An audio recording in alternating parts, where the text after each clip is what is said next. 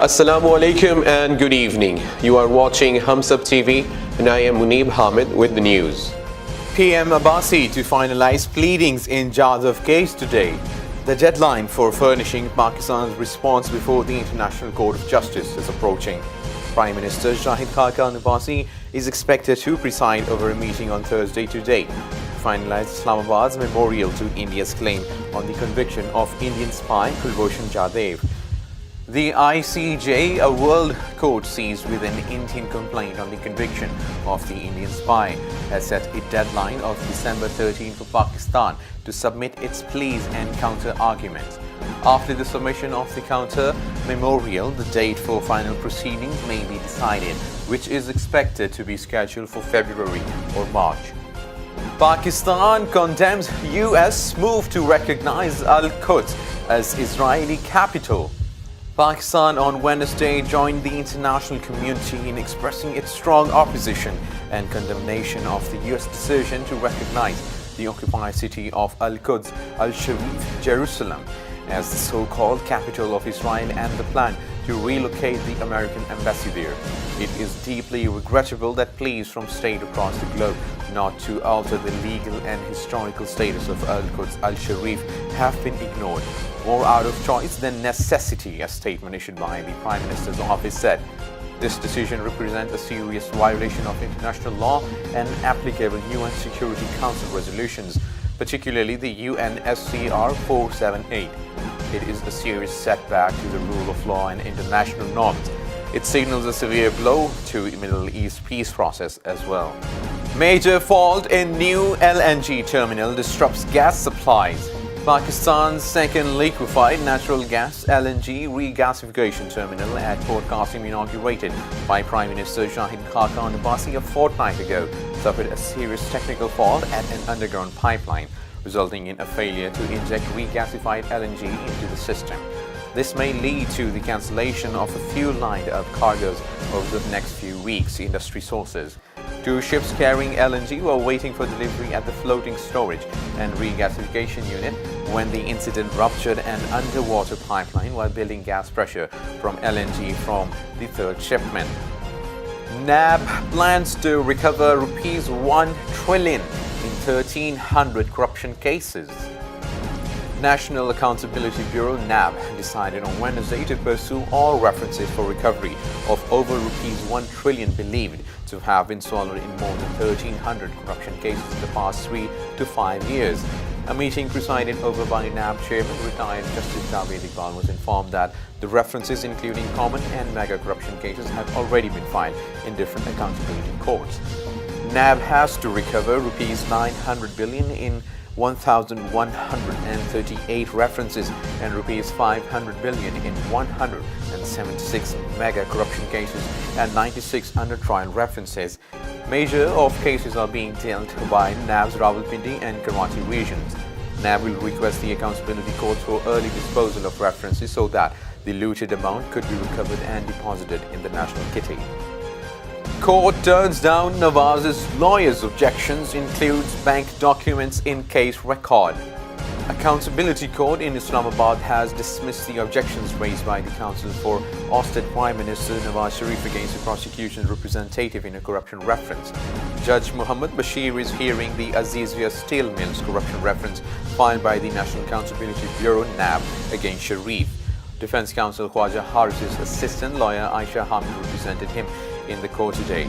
On Wednesday, the court had heard NAB's plea to include documents provided by Noreen Shehzad, who replaced prosecution witness Malik Tayyib as branch manager of Standard Chartered Bank in the case record. SECP accused of hiding corruption in Multan Metro. Senate Standing Committee on Finance has said that the Securities and Exchange Commission of Pakistan SECP has been hiding facts and documents relating to alleged corruption in the Multan Metro bus project, even from the Sharif family, one of the accused in the case. A letter forwarded by the Senate Committee's Secretariat to the SECP on Wednesday sought reasons for keeping the documents secret. It highlighted the statement of a witness, Faisal Subhan, Director of Capital Construction and Engineering Limited, given to the Chinese Securities Regulatory Commission (CSRC).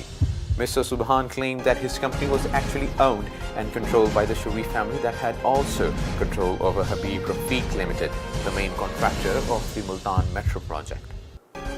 Trump flouts warnings, recognizes Jerusalem as Israel's capital.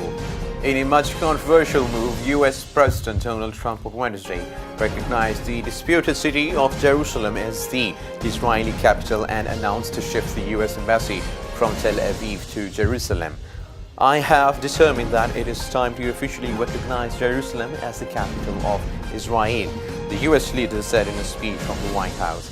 "It's the right thing to do." U.S. President Trump announced his decision amid severe global criticism and warnings that the move would jeopardize the regional peace and create unrest among the Muslim bloc of the world. French president arrives in Qatar amid Arab boycott of Doha. French President Emmanuel Macron arrived in Qatar on Thursday for a one-day trip to the country amid a boycott of Doha by 4 Arab nations. Macron landed and immediately traveled to the vast AL-QUDS air base, home to some 10,000 American troops and the forward headquarters of the U.S. Military Central Command. France also has a contingent of soldiers at the base, which is crucial to the ongoing fight against the Islamic State group in Iraq and Syria and to the war in Afghanistan. Macron smiled and shook hands with the French and American soldiers who greeted him at the base before walking into a meeting with the base's top commanders. China says Indian drone that invaded its airspace has crashed. An Indian drone has invaded China's airspace and crashed, China's defense ministry said on Thursday, months after the neighbors ended one of their worst border standoffs in decades. The Indian move violated China's territorial sovereignty. "We strongly express our dissatisfaction and opposition," Deputy Director of the Army's Western Theater Combat Bureau Zhang Shuili said in a statement. Zhang did not give details about when or where the incident happened. Chinese border troops took a professional and responsible attitude and carried out identification verification of the device. North Korea missile test raises safety concerns. A North Korean ballistic missile was seen by the crew of several airliners last week, aviation authorities said on Wednesday, raising concern about the threat to civilian flights posed by Pyongyang's unannounced tests. The North has conducted a flurry of missile tests this year in a defiance of repeated international protests, including from aviation authorities.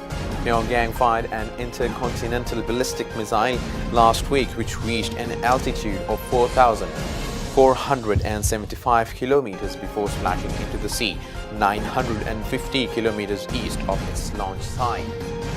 PSX proposes trading halts, enhanced circuit breakers. Pakistan Stock Exchange has proposed to widen existing script-level circuit breakers to maximum 15% and introduce trading halt if the KSE30 index movement reaches 15%. The board has passed on the suggestions for public comment, explaining that the proposed measures were in line with the practices prevalent in the international markets.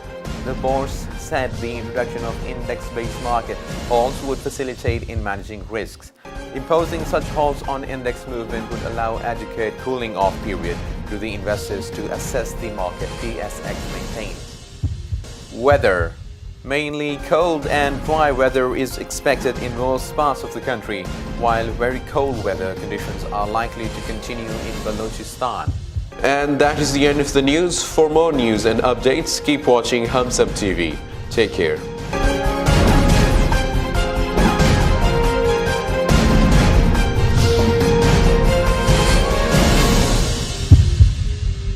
Please subscribe to HumSub.TV and hit the notification icon on the screen to get the latest updates of our channel. Thank you for watching HumSub.TV.